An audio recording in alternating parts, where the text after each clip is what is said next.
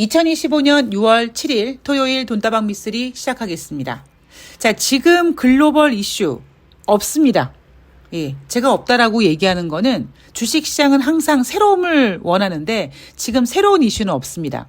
자, 대한민국 주식시장은요, 이재명 대통령 정부에 대한 기대감으로, 그리고 이미 그 전에는 윤석열이 탄핵됐고 새로운 정부 출범에 대한 기대감으로 이미 주식시장에는 기대감이라는 것이 선반영됐습니다.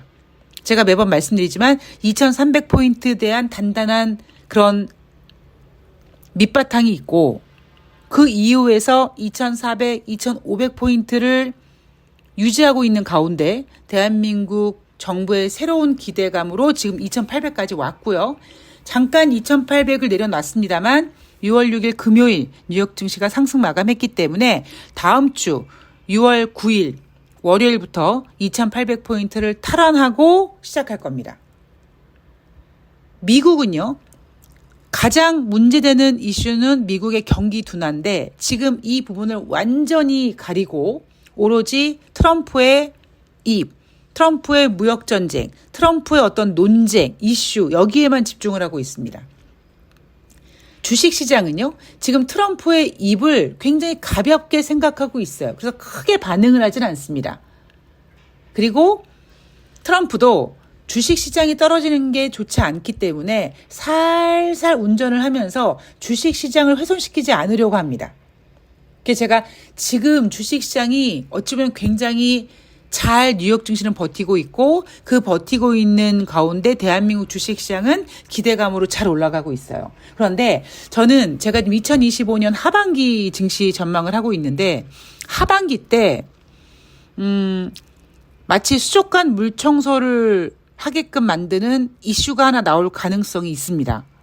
그게 언제쯤 될지 아니면 어떤 재료가 될지는 아직까지는 미지수지만 여하튼 하반기에 한번 증시를 이렇게 한번 흔들 수 있는 이슈가 나올 거예요.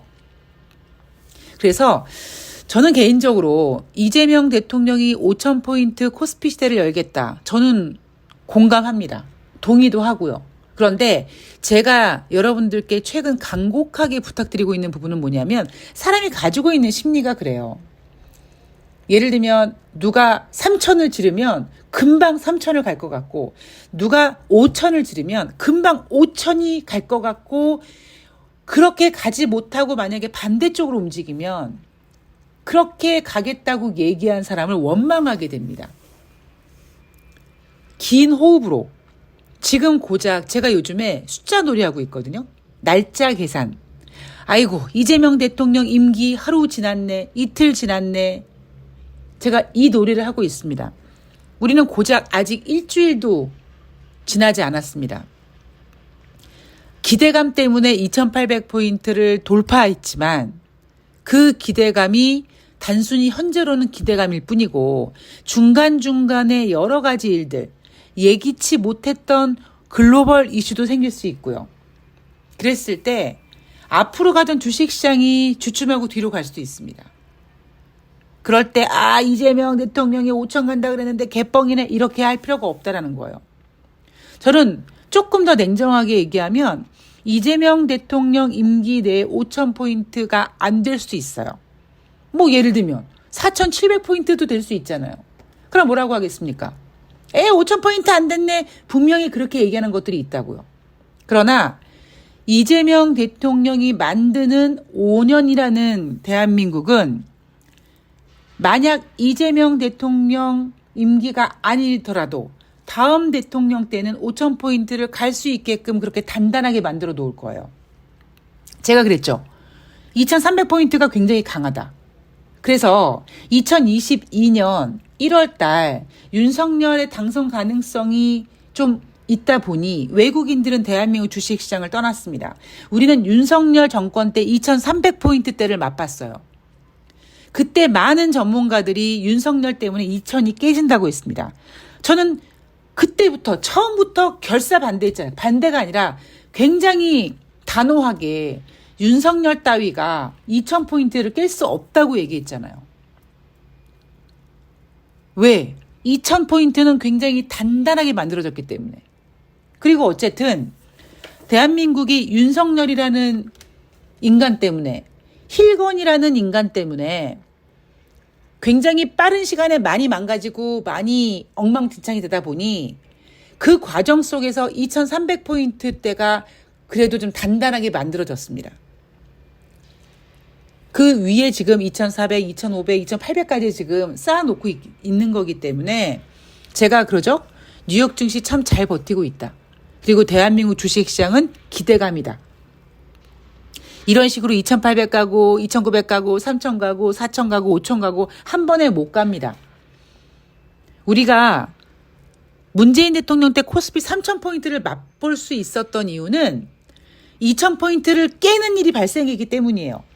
갑자기 코로나가 터져서 2000포인트를 쫙 빼고 바로 반등하는 바람에 어마어마한 유동성으로 반등했기 때문에 가파른 상승을 겪다 보니 3000포인트를 겪은 거죠.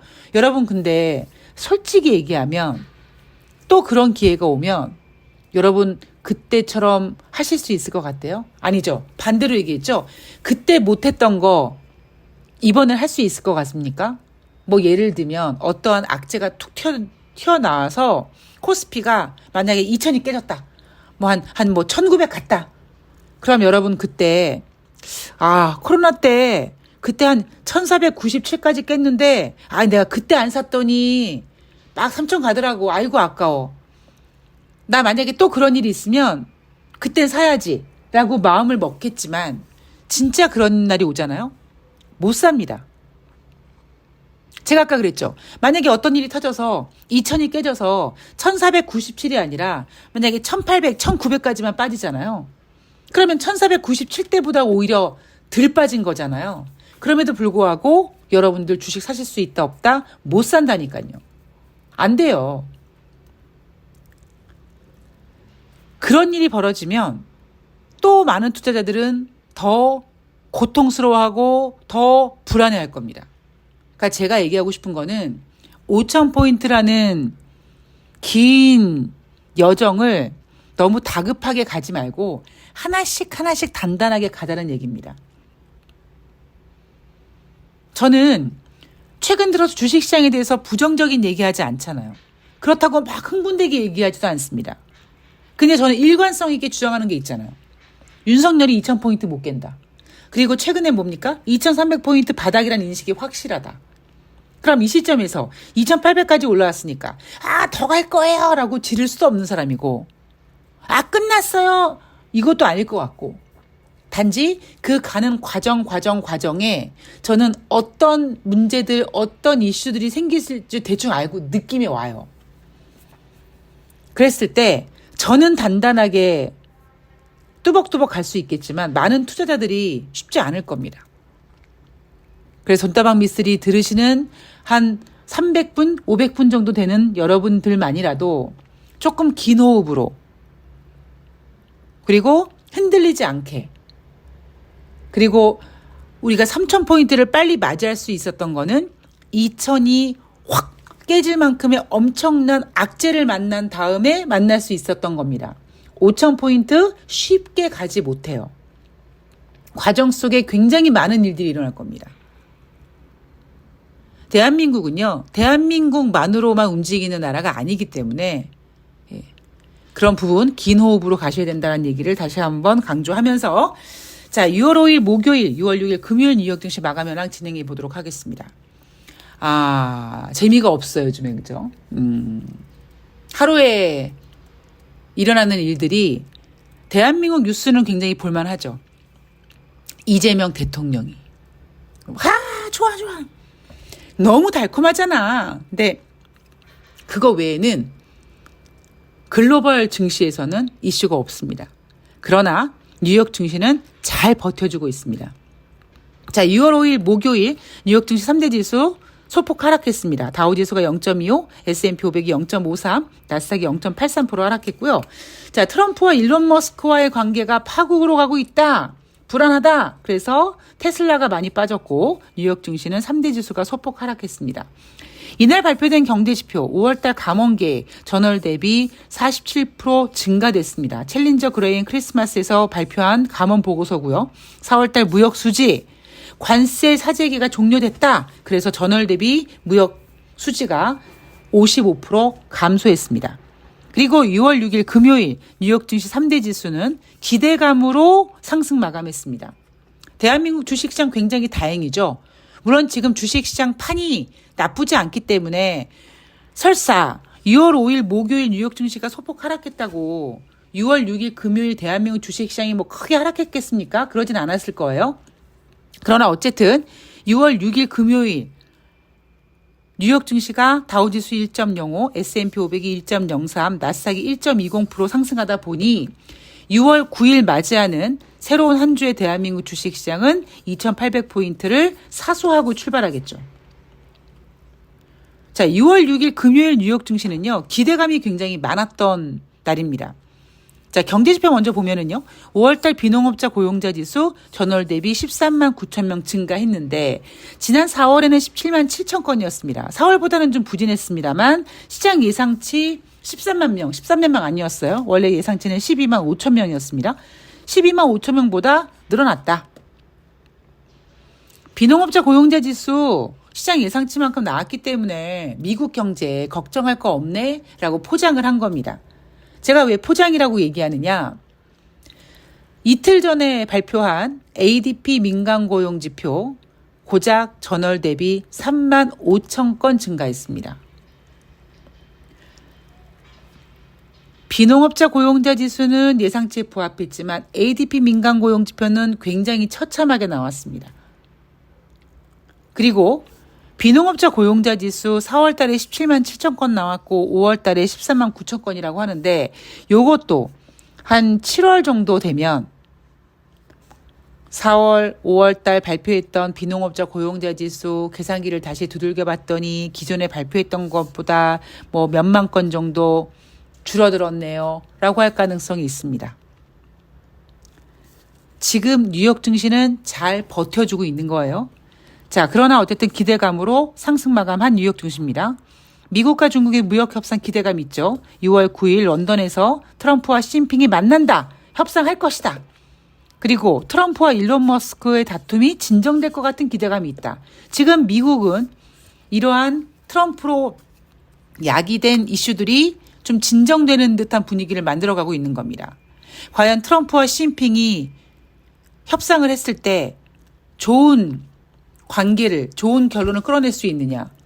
그리고 트럼프는 제롬 파월 연준 의장도 두들겨 패고 EU도 두들겨 패고 동맹국도 두들겨 패고 중국도 두들겨 패고 그리고 이제 하다 얼마 전까지 물고 빨고 하던 일론 머스크라 또 티격태격합니다. 근데 이거는 사실 중요한 이슈가 아니에요. 주식시장에서는. 단지 미국과 중국의 무역협상 기대감 뭐 이런 건데 아마 100% 완성된 무역협상은 만들어지지 못할 겁니다. 그리고 설령 그렇게 완성된 무역협상이 되더라도 뉴욕 증시가 막 좋아질 수 있는 상황은 아닙니다. 지금 뉴욕 증시는요. 미국 경제에 집중하고 있습니다. 근데 지금 연준이 금리 인하를 못하고 있죠. 시간이 똑딱똑딱 지나가면서 미국 국민들과 미국 기업들은 굉장히 힘들어합니다. 그런데 지금 오로지 트럼프 때문에 하고 있는데 그게 만만치가 않아요. 자, 어쨌든 6월 6일 금요일 기대감으로 한 주를 잘 마감했습니다. 자, 다음 주 대한민국 주식시장은 2,800포인트 안착을 시도할 겁니다. 너무 단기간에 100포인트, 한 150포인트, 거의 200포인트 가까이 오르다 보니 약간 심리적으로 뜨거워진 경우도 있고요. 그래서 쉬어가는 구간을 만들어 놓을 텐데 그 쉬어가는 구간은 아마 2,800포인트 언저리에서 아마 쉬어가겠죠. 자, 다음 주 한 주 과연 어떤 그림이 그려질지 내일 방송에서 6월 9일부터 6월 13일까지도 한 주 동안 증시 그림 잘 그려보도록 하겠습니다.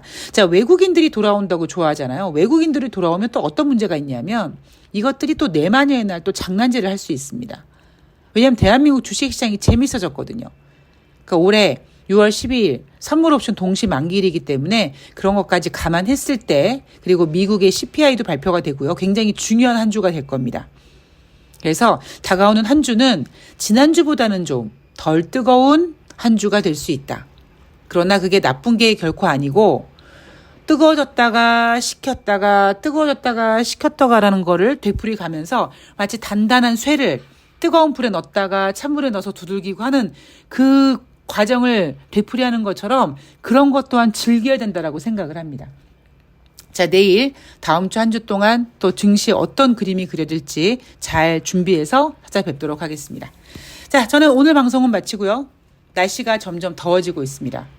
저는 오늘 이 방송을 마치고 내과에 가서 평소에 쥐어 먹던 위염약을 질 거고요. 그다음에 비타민 D 주사도 맞고 올 겁니다. 비타민 D가 너무 결핍돼가지고 주사를 맞아야 된다고 막 그래가지고 이번에 지금 2번째입니다. 한 5번 맞아야 된다고 하는데 여하튼 병원에 댕겨와서 또 내일 방송 열심히 준비해서 좋은 내용으로 찾아뵙도록 하겠습니다. 더운 날씨 건강 유의하시고요. 저는 내일 뵐게요. 고맙습니다.